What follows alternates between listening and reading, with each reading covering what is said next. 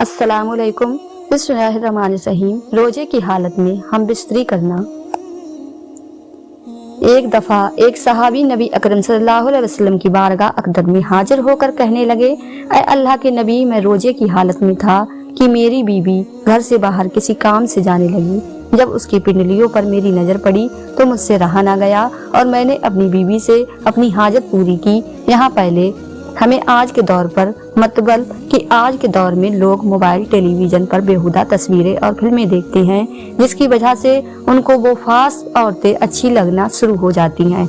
ऐसे लोग अपनी बीवी को वक्त देने की बजाय मोबाइल और इंटरनेट पर ज़्यादा वक्त सर्फ करते हैं, जिस वजह से मर्द अपनी बीवियों को वक्त देने की बजाय इंटरनेट और दूसरे बेहुदा जराए पर अपना वक्त सर्फ करना शुरू करते हैं, जिस वजह से घरों में लड़ाइयाँ झगड़े आम होना शुरू हो जाते हैं। इस तरह मर्द अपनी बीवियों से बेजार हो जाते हैं और मर्द को जो रगत अल्लाह ताला की तरफ से हासिल होती है वो रगत खत्म हो जाती है।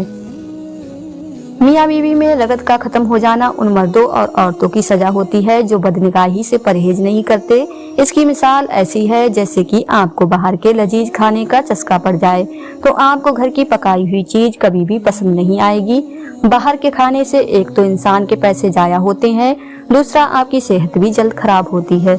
इसी तरह जब किसी इंसान को बाजारी औरतों को देखने का चस्का लग जाए तो उसको अपनी बीवी अच्छी नहीं लगती, वह जल्द ही अपनी सेहत से भी हाथ धो बैठता है। हरामकारी करने वाले आदमी का घर तबाह बर्बाद हो जाता है क्योंकि उसको अपनी बीवी में रगत नहीं रहती। सहाबा इकराम अपनी नजरों की हिफाजत किया करते थे, तो जब बीवी की पिंडली पर नजर पड़ने से रहा न गया तो उस वक्त सोचिए कि सहाबा इकराम अपनी बीवियों से कितना प्यार करते थे। आजकल के दौर में इतनी रगत रखने वाला कोई नहीं। हमें चाहिए हम अपने घरों को पाकीज़ा बनाएं। औरतों के लिए यह मशवरा है कि अगर उनके कयामत तक अपनी औलाद को उस पर अमल न करने दें। हजरत अबू हुरैरा से मरवी है कि हम सहाबा इकराम रसूलुल्लाह के पास बैठे हुए थे कि एक बंदा तशरीफ लाया, हुजूर अकरम से अर्ज करने लगा, ऐ अल्लाह के नबी, मैं हलाक हो गया हूँ, मैं हलाक हो गया हूँ। रसूलुल्लाह ने दरियाफ्त किया, क्या हुआ है तुम्हारे साथ, तुम क्यों ऐसी बातें कर रहे हो? उसने अर्ज किया, ऐ अल्लाह के नबी, मैं रोजे की हालत में अपनी बीवी से जमा कर बैठा हूँ। रसूल अकरम ने उस बंदे से पूछा, तेरा कोई गुलाम है तो तू उसको उसके कफे में आजाद कर दे। उस बंदे ने जवाब दिया, अल्लाह के नबी, मेरे पास कोई गुलाम नहीं। रसूलुल्लाह ने फरमाया कि तू मुसलसल 2 महीने रोजे रख सकता है। उस बंदे ने जवाब दिया, नबी अकरम, मेरे से 2 महीने रोजे नहीं रखे जाएंगे। रसूलुल्लाह ने फरमाया, क्या तुम 60 बंदों को खाना खिला सकते हो? उसने अर्ज किया, ऐ अल्लाह के नबी, मेरे पास तो इतनी रकम नहीं कि मैं इतने बंदों को खाने का बंदोबस्त कर सकूं। इसके बाद वह शख्स काफी देर तक परेशानी की हालत में बैठा रहा। फिर रसूलुल्लाह सल्लल्लाहु अलैहि वसल्लम की बारगाह अक़दर में एक खजूरों का टोकरा पेश हुआ। रसूलुल्लाह ने दरियाफ्त किया कि वह साल कहाँ गया? उस बंदे ने जवाब दिया, जी हुजूर, मैं हाजिर हूँ। रसूलुल्लाह ने उस बंदे से फरमाया कि एक थैला ले जाओ और गरीबों में खैरात कर दो। वो सहाबी कहने लगे, ऐ अल्लाह के नबी, मैं एक खजूर किसको खैरात करूं? मुझसे मोहताज तो इस पूरी बस्ती में कोई नहीं। इस बात पर रसूलुल्लाह खिलकर मुस्कुराने लगे। हदीस के अल्फाज हैं कि हुजूर अकरम इतना हंसे कि आपकी दाढ़ी मुबारक में भी नजर आने लगी और रसूलुल्लाह ने फरमाया, ऐ बंदे, इस खजूरों के थैले को अपने घर ले जाओ और अपने घर वालों को खिला दे, तेरा कफारा अदा हो जाएगा। इस वाक्य के बाद अल्लाह पाक ने वही नाजिल की, तुम्हारे लिए रोजों की रातों में अपनी बीवियों के पास जाना हलाल कर दिया गया है। वह तुम्हारी पोशाक है और तुम उनकी पोशाक हो। अल्लाह को मालूम है कि तुम अपने हक में खयानत करते थे, सो उसने तुम्हारे हाल पर रहम किया और तुम्हें माफ कर फरमा दिया।